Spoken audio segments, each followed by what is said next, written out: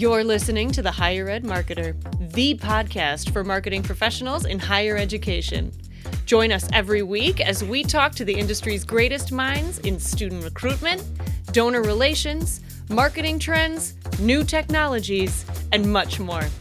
If you're looking for conversations centered around where marketing in higher ed is going, this podcast is for you. Let's get into the show.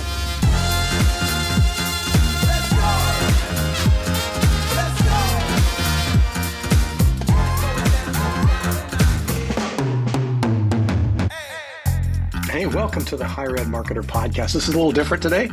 I am solo today. We've been traveling, and Troy and I are kind of going back and forth trying to get things worked out. But this particular week, I needed to record this solo. And so I'm Bart Kaler, your host, and just want to introduce a little bit. We've got a great conversation with Dr. David Wright. He's the president emeritus at Indiana Wesleyan University. And I first met Dr. Wright when in the late 90s, early 2000s, when he and Indiana Wesleyan were starting what was called the Possibility Network. And believe it or not, it was the very first days of online education.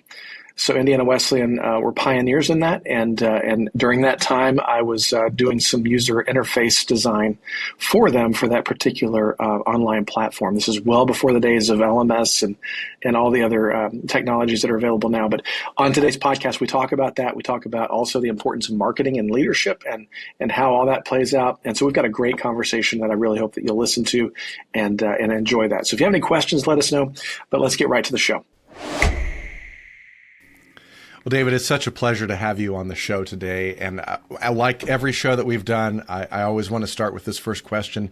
What is something you've learned recently that you think our listeners would find interesting or fun, or just tell us a little bit about yourself as with that question? Oh, thanks a lot, Bart. Really appreciate the invitation to be on your podcast. And thanks for the help you've given us, by the way, in different aspects of my work that I've been in over the years. It's always been a pleasure working with you, and thanks for having me.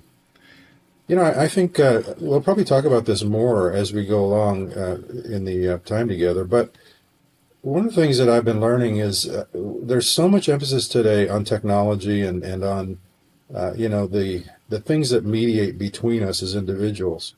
But I think I see this emerging trend that relationships are incredibly important these days.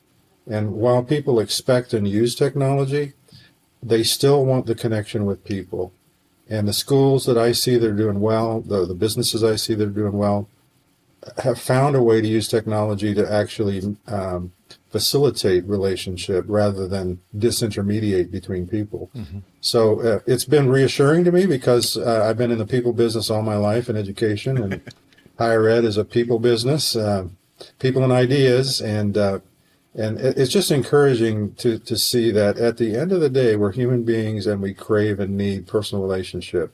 And the organizations that get that right do very, very well, even in this day. Yeah, I appreciate that. That's a great insight, and you're right. I mean, in full disclosure, David and I have worked together for quite a while, and actually, the first question I'm going to talk about, I think, is one of the first times that we met was in the late '90s.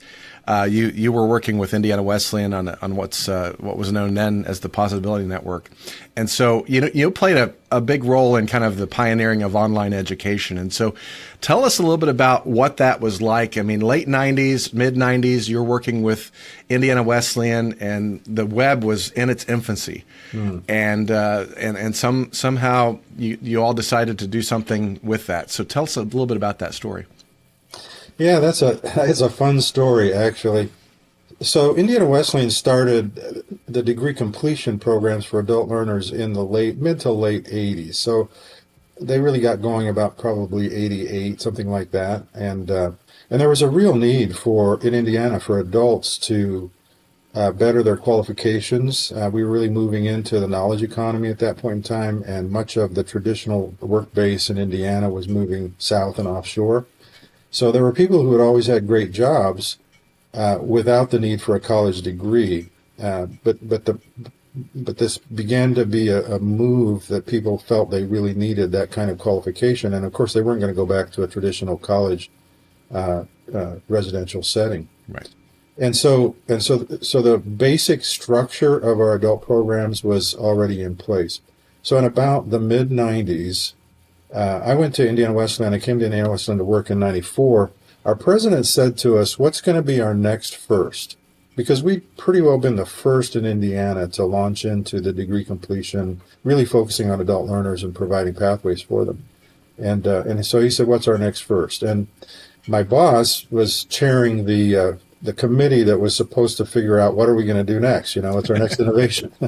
and like a month into that, I was on the committee with him, and he left and went to a university out in Oklahoma. So I inherited that committee, that task force. And it was fun. I've always liked looking for new things, trying new things. And it was just one of the best things that could have happened at that stage in my career. I was 40 years old, right into the stretch of my career, looking for some ways to do things that were important, would have lasting impact. And I did a lot of research, scanning the landscape. What could we do that would be a delivery modality and sort of a way that would take our, what we were offering to adult learners to the next level. So, and everything I found was just expensive. It just, nothing really was clicking, to work. I went to a consumer electronics show in Irvine, California. And there they were mining the cutting edge of technology at the time for products and services to offer to people, mainly in the entertainment arena, not at all in education. It wasn't an education conference. And I've told a lot of people in higher ed since then, if you really want to find innovations, don't go to meetings of educators. Nope. Get outside our field and go talk to other people that are doing things.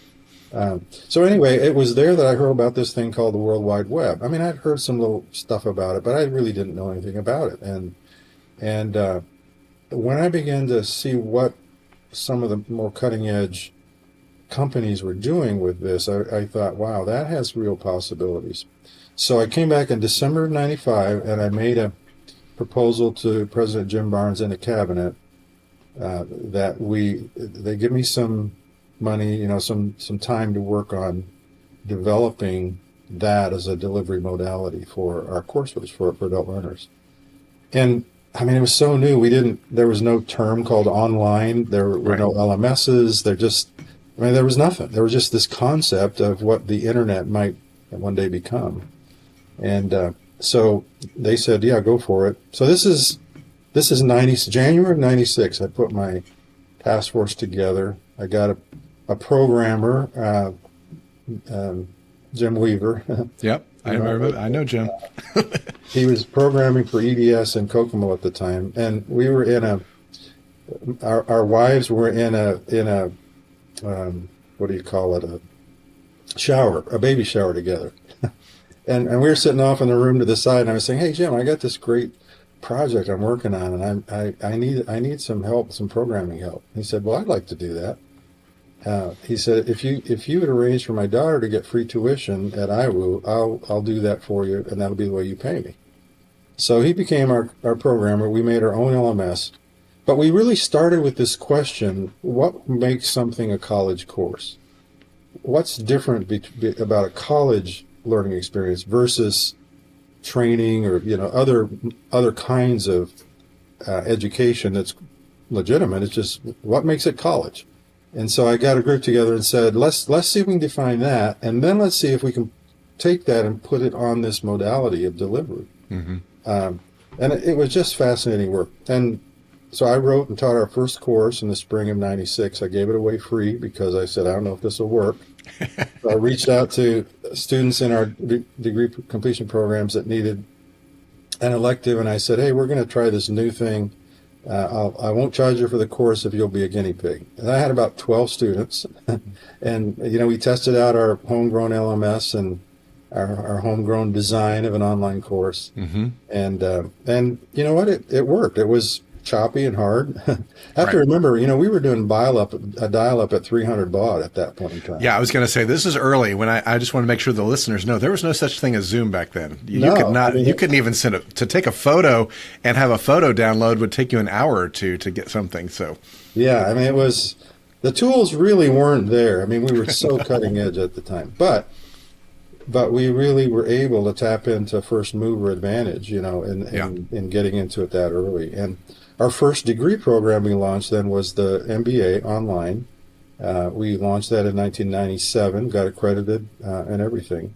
And that just started the process of I were really getting into what eventually came to call online learning. And what a great run. And so when I retired 2 years ago, I went to our registrar and said, "Hey, can you tell me how many IWU graduates took their degrees from that little thing we started back there in 96 in that way?" Yeah. And over 30,000 alumni from IWU Wow. had their degrees through that modality, and it accounted for a huge amount of revenue to the institution, of course. But more importantly, it gave access to people that couldn't do even our degree completion requirements were things that didn't fit with their professional and personal lives, and so this opened up a pathway for so many people, literally around the world, to get access to what we were offering. So, yeah, a great run. I learned so much through all of that, and lots of lessons that have transferred to other things in my career since then. Yeah, and as a follow-up, I guess, because I'm fascinated with that story too, I remember I had helped with some of the user interface in the late 90s, early 2000s is where we first met as it got more mature, and the dial-ups became a little bit more of the ISDNs and which, looking back at it now, that even seems funny. 128 megabyte, whatever it was. I think it was 128K per second. Yeah. But anyway, as you think about that, and as we have that conversation, technology is continuing to change. I mean, you and I have talked before about how, first that it was the internet, or first it was a personal computer, then it was the internet, and then it became, social media. Now we're on that cusp of generative AI. How do you think that that is going to continue to shape not only education, but the modalities that we lean into? I mean, I just what you had said before. I mean, I'm sure, I haven't talked to Jim in a while, but Jim would probably say, well, what's the next first? And that would be, what do you see right now if he were to ask you that today? The reality is technology is like the air. You almost can't do the things we do anymore without it. I mean, it's so embedded in every aspect of our lives, professionally and personally. And for some of us that are older, that can be kind of daunting. Like, wow, I'm so dependent now on things that, for my generation, are new, but for the coming generation, they've always had. And so, and honestly, this was my experience. And if you talk to other presidents or officials at colleges today, they'll tell you, if you want to get your students really stirred up and angry at you, mess with the internet. They can go without food service, they can go without eating in the dorm, but man, if you take internet away, you are going to hear about it. Yeah. And it's just the ground of our existence right now. Yeah. And so if we aren't able to use it in a way that is seamless and transparent to facilitate the interrelationships between the institution and the students and the staff and everybody, then we're really behind the times. And it provides tools, and technology, when it's, in my opinion, when it's doing its job and is best, you aren't thinking about the technology. You're thinking about the thing you're doing, and the technology is just a means to do that. Yeah. This is one thing we learned by our pioneering work in online education. When we were thinking about online, we were thinking about the wrong thing. When we were thinking about how's that student learning, then we were thinking about the right thing, and the technology was just a means. It was a mediating means for us to get access to and relationship with people. So what I think happens is, and the way I think it's going to shape us is, it will provide better ways for us to interact with each other and to foster learning. It doesn't necessarily have to be dystopian, though of course it can be. For example, I was just at a meeting with a president here in the Midwest who has been doing a lot of pioneering in this work, and No, she was saying she was learning that the companies that are pioneering game theory learning modalities and testing it with students, in the high school and early college, what they're discovering is that when the students use their device in a gamified kind of learning experience, they actually achieve higher learning outcomes than any of the other modalities. Wow. So if what you're really wanting is learning, the technology is going to give us ways to test new ways for us to mediate and to foster learning. And I think that's where the cutting edge is going to be. The schools and the people that are really trying to think about not the technology, but the learning and how does the technology allow us to do things better. That's where I think the real cutting edge is, and where exciting breakthroughs are going to happen. Yeah, it goes a little bit back to what you had said earlier is the idea of the importance of relationship, the importance of that interpersonal. And I think that when we look at these things as tools, I mean, back in the late 1800s, I'm sure that people were arguing that using a telephone was not the same as being in person and having a conversation. And us who have grew up with the telephone, we would argue that, well, you're actually talking to them. What would be the difference? Mm-hmm. And so I think that being able to understand that this technology are just tools, and tools can be used to facilitate, further goals, I think is a really good point. And I love the fact that you kind of talked about how these are just, it needs to be transparent. We can have relationships on Zoom. We can have relationships on the telephone. We can do these things where as soon as the technology becomes almost invisible, that's where it really succeeds. And I love the gaming thing because I think you're right. People want to be able to learn, and what's that end goal that we're trying to do. So I appreciate. Let me share an example that's been interesting to me as I've watched myself get used to these technologies. So I've traveled a ton for my career, and over the years I standardized on like 2 different hotel chains that I stay in whenever I go. Right. Go places. I discovered that one of those chains had a really good app that I could use on my phone. The other one was okay, but not great. And this app on my phone now, and I'll tell you, it's Hilton. Mm-hmm. I think they have a great app for. I do too. That's the one I use. Yeah. So, and you can say, where am I going? And then you can see all the options. You can see the different kinds of Hilton properties that are in that place. You can see the prices. You can choose the one you want. You can make the booking. You can choose your room. Yeah. You can get a digital key. There's no more check-in. I can check in online, so it tells me where to go. It interfaces with my map, takes me right to where I'm going to go, tells me where my room is.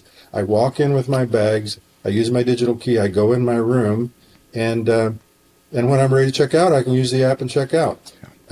Now, here's the thing.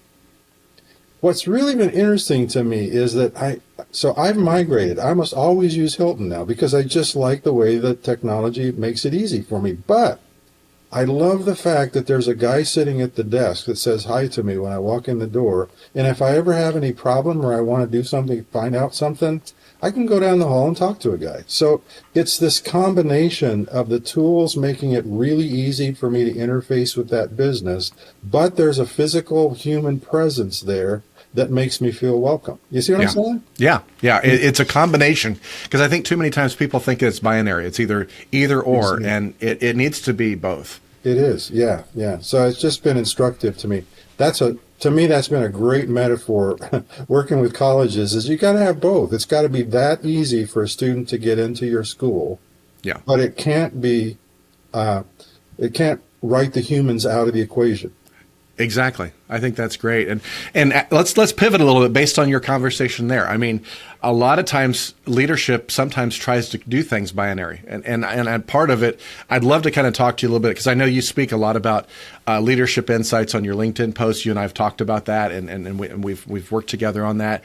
But when I think about how does bold leadership look like, not only in the terms of how they use technology, how they themselves become literate in this different technology, but how does all this relate directly to how the university chooses to market, chooses to do things toward those prospective students? Because I think that I think too many times leadership kind of sees that, oh, it's just something that we do and that just gets taken care of without really considering it from how to make those decisions and how to be bold about that. So that was a little bit of a jumbled question, but let's shift a little bit to talking about how leadership can play into all of this adoption of technology as well as to market their schools.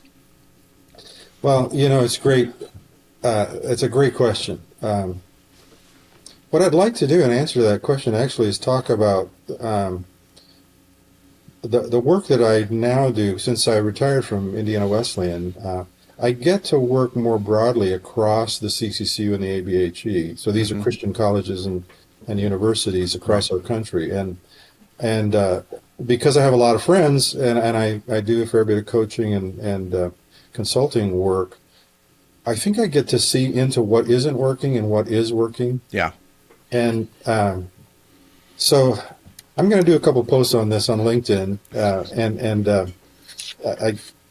it'd be probably a good topic for a webinar or something. But I've been thinking about here are the things I'm seeing that are working and are not working, and it relates directly to leadership. So, can I run through that real quickly? Yeah, I'd love to. Please, this is great. So I'll do this really quickly. I would say there are about 20 to 30 faith-based institutions in our neck of the woods, CCCU and ABHE, that I see they're doing really well. I mean, their fundamental fundamentals of their business are very strong. They've managed their debt. They're not spending down their endowments. They have good endowments. They have a margin.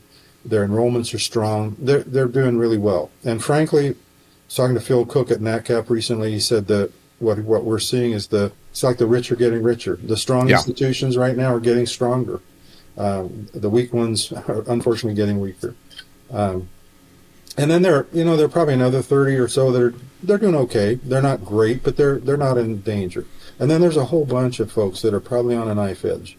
It's going to be really challenging next 10 years for them. And among those, I think these 5 or 6 things I always see where people are in trouble. First of all, they're tolerating a fuzzy and a compromised mission. The converse is what's really working. The institutions that are doing well is they know who they are. They know what their mission is, and they are fanatical about being faithful to that mission. Well, that directly relates to board leadership and presidential leadership. Who owns the mission is the board, and they hire the president and the administration to ensure that mission gets operationalized faithfully, with fidelity. And the schools that are doing really well, they aren't all conservative, real conservative. They're not, the question isn't where do you stand politically, it's are you really clear about who you are? Yep. And how you're serving and whom you're serving. So then here's the second thing. What's not working is accepting confusion about institutions' most important audiences.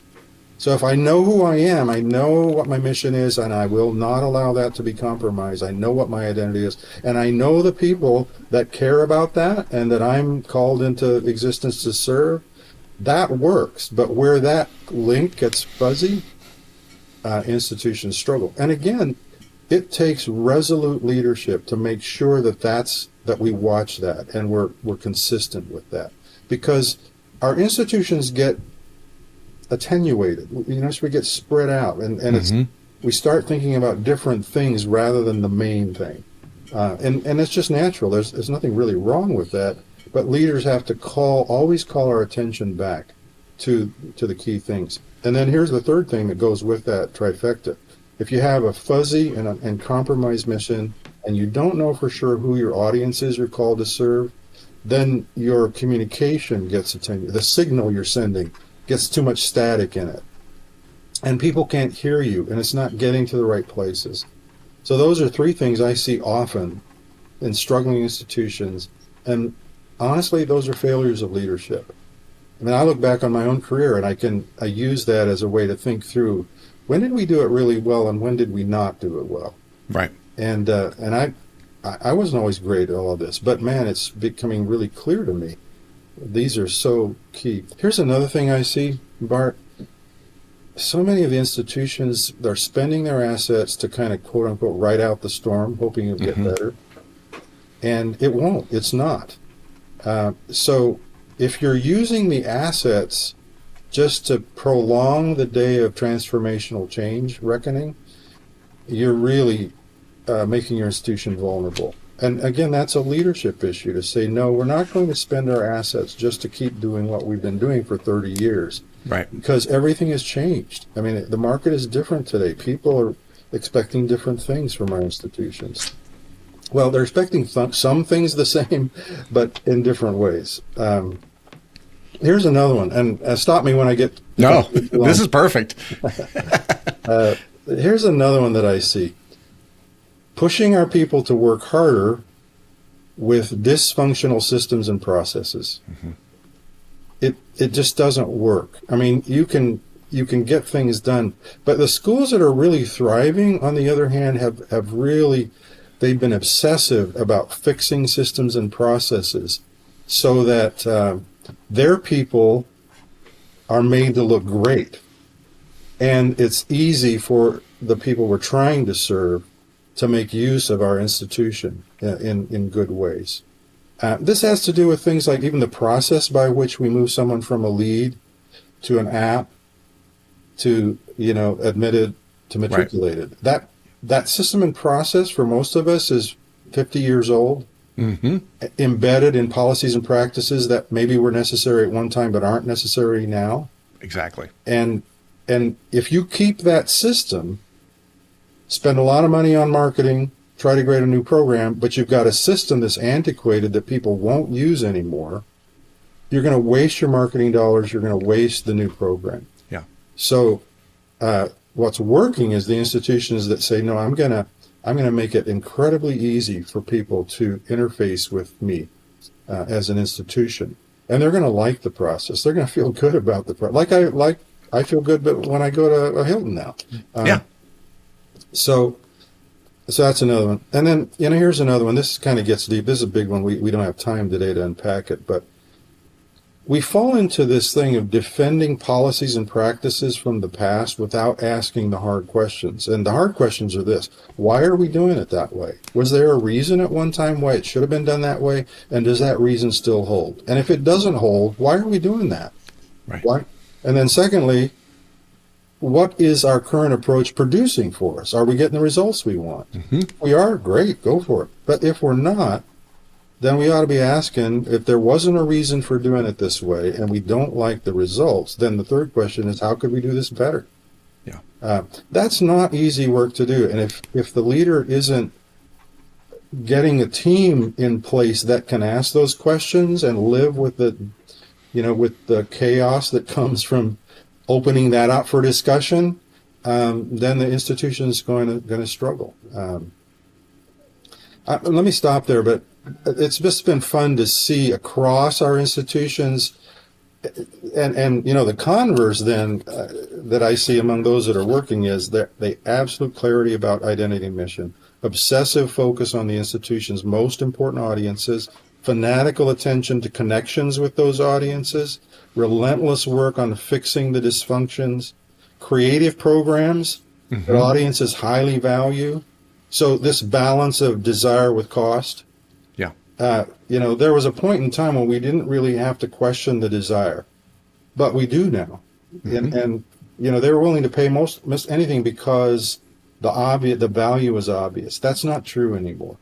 Right. And our programs have to make that abundantly clear to people.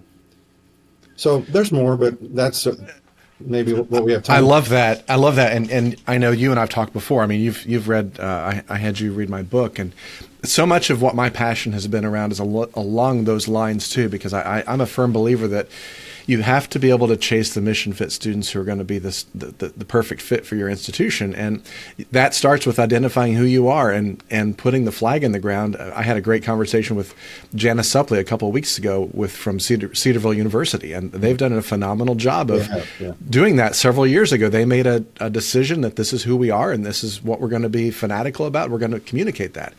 And so I think that's so critical. But I really liked what you talked about there in the number 5 and some of the other things is the idea of that Some of these things, not only is it bold leadership, but it's also humble leadership.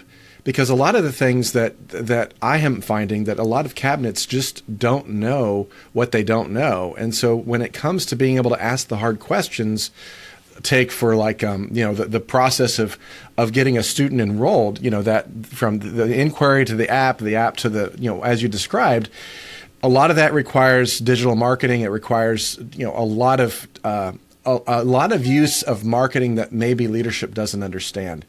And I'm not suggesting that presidents and vice presidents need to, be able to create Google campaigns on their own, but they need to understand enough to ask the questions of those who are doing it. They need to be able to hold those that are doing the work accountable and be literate enough to be able to ask the questions, the whys, the hows, the whats of, is this what is typical for higher ed to pay for that keyword? I'm looking for leadership to be able to ask the hard questions, and sometimes realizing that you don't know those hard questions is a start to be able to identify maybe some blind spots on the cabinet that need to be, figured out. So that's part of my passion is how can, I see a lot of what I call illiteracy from leadership, an understanding of what some of the details happen down below them. Mm-hmm. And again, I'm not saying that they have to be experts in them, but they have to know enough to ask the hard questions. Is that kind of what you're seeing sometimes too? Absolutely. It's not easier to be a college president or even provost or senior VP these days. The world is so complex. The factors that make for our success or our mediocrity, today are multiple, and there's a knowledge base to be learned. There's systems and processes to be learned, and there's no shame in saying I don't know that stuff. Right. In fact, Bart, I think I may have shared this with you before. Because of what I'm seeing, I've been working on this concept of a partnership with a new president, because I think there are two things that we need to learn when we come into these leadership positions. One, there are different kinds of leadership that we will exercise over our career. We all come into the job because we were good at a certain kind of leadership, and we were good at something. And we're usually take charge people, we're results oriented, and that gets rewarded over time. But our base way of leading and our base knowledge base is not usually big enough and diverse enough to cope with the range of things that a successful leader in our business these days has to have. And that was true for me. I mean, I came out of one of the silos of higher ed, the academic silo. Mm-hmm. But man, I didn't really know much about advancement. I didn't know that much about the financial affairs. I had to learn on the job. I don't have an MBA. I have an MA and a PhD in humanities type subjects. And I had to learn, and thankfully God put me with an amazing, just a brilliant CFO that was so far ahead of me in that knowledge base, but knew how to honor my leadership and teach me what I needed to learn. So I just think what I'd like to come alongside leaders these days to say, look, there are like 7 key disciplines of administration, and let's get you up to speed at least to know what they are and to know what you're going to need to do. And let's do some summaries of your institution. Where does your institution stand in those? And what do you need to do? And what kinds of leadership are you going to need to exert over the time that you're in that leadership chair? There's another thing, Bart, that I see germane exactly to this question. The successful presidents I see are bringing catalytic partnerships into their institution. Some of them are internal and some of them are external. Mm-hmm. Especially if you have a turnaround. I'm not aware of any turnaround situation where there wasn't an external catalytic leader or organization that came in to help that institution begin to think differently, see differently, cast a different narrative and vision, and then deliver on that. So you're right. The humility to say, I don't know everything I need to know. I don't have all the resources I need, but the mission trumps everything. And we're going to get the help we need. Like an old mentor of mine said, use all the brains you can borrow, to achieve the success of your institution. And I the love ones that. that are succeeding are doing that. That's great. And I am grateful for your leadership. I'm grateful for your friendship and the fact that you are really helping a lot of these organizations. And I'll just do a quick plug for the work that you're doing with the Serve. Maybe you can tell a little bit about that, and then we'll kind of do our final question. Well, yeah, when I retired, I was tired from the presidency. The last few years have been pretty taxing, but I have a really good friend, and he's really been into this question of how do we put shared services at the disposal of small to mid-size faith-based institutions that can't on their own organically hire a level of talent, a level of knowledge and system and process that they need to be really competitive in the market. And so we were working on ways to do that. And he started an organization called Core Education Services. And what they do is they take a very sophisticated layer of services and knowledge and systems and make them available as operating partners to faith-based institutions. They work with about close to 50 faith-based institutions now. And so Rick said to me, David, you know a lot of people. Why don't you stay in the conversation? Because I think you can help a lot of folks. And I said, man, Rick, I'm tired. I'm going to retire. He said, no, you need to stay in this. So with two friends, I started this little nonprofit called Christian Education Services. And really that's what we do. We come alongside of those that are leadership in ABHE and CCCU institutions and help them understand where they are and what the options are for building realistic growth plans that can be delivered, that transform their business model, and in some sense maybe future-proof their institution, allow them to thrive with their mission. Right. And where it's needed, I link them up with Rick and Core, and the CEO of Core is Kamalika Sandel. Brilliant people that really care deeply about the kind of work that we do. So yeah, thanks for letting me talk about that. It's fun work. It took me a little while to get my mind around this kind of work, but I do enjoy it, and we're blessed with great people. That's great in our business. Yeah, there are some really good people in those organizations as well as throughout the country. So here's my final closing question. We always ask this too. I really appreciate the time that we've had today. This has been a great conversation. But what's one final tip or piece of advice that you'd offer to leaders looking to make this meaningful change? I mean, we've talked about a lot of different things. You might have hit a nerve for some folks, and they're like, man, I do feel like I need to make some change. Maybe I'm a president. Maybe I'm on the cabinet. What's kind of some practical advice to kind of move a brick in the right direction, even after they listen to this episode? Well, first, thanks for having me on. It's I always enjoy our conversations, and it's a pleasure to have this one today. One of the books that I've been reading recently is a fairly well-known one now. It's called Canoeing the Mountains by Todd Bolsinger. And let me just for the listeners, I'll give a quick overview of where that title comes from.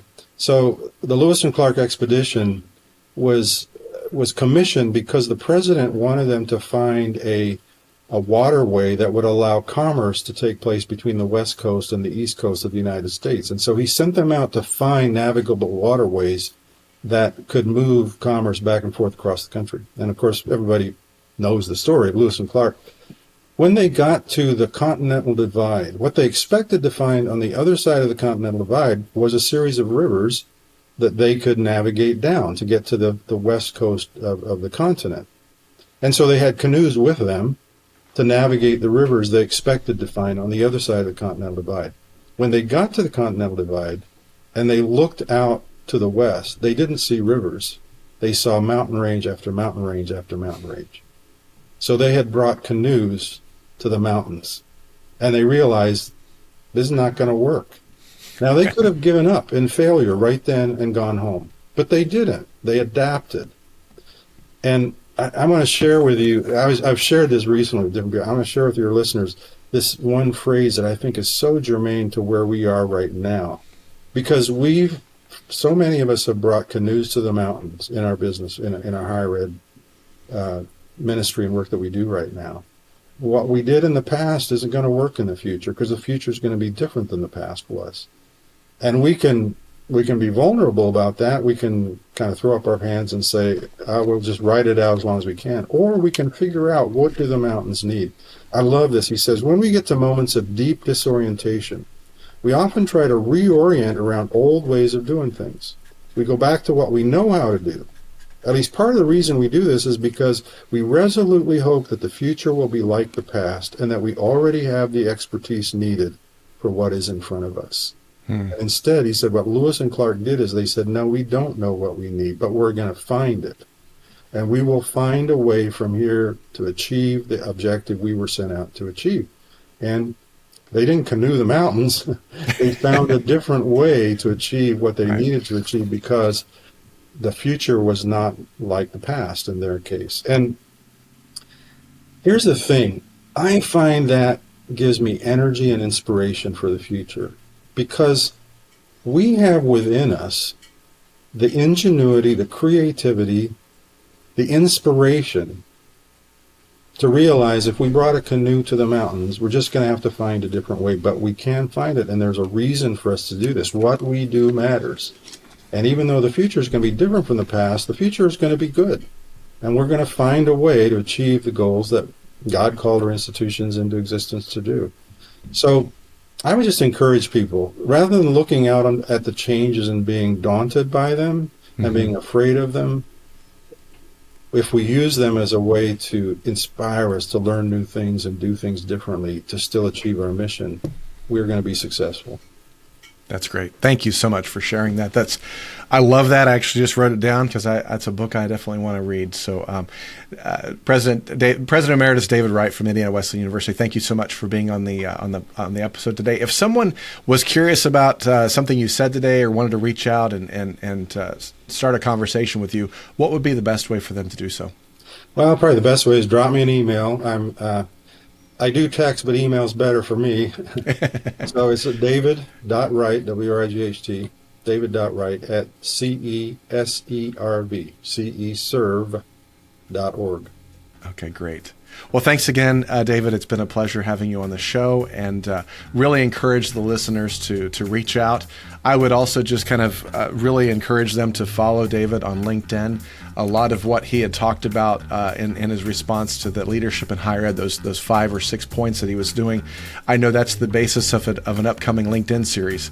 So be sure to follow him and get those words of wisdom, and really take David up on a conversation. I think it would be well worth your time. So once again, want to appreciate our sponsors, Kaler Solutions, marketing and branding for higher education, and Ring Digital do a lot of list-based digital marketing. And so be sure to check out both of their websites, and thanks for their support. So once again, thanks, David. Appreciate your time. And listener, thank you for your support.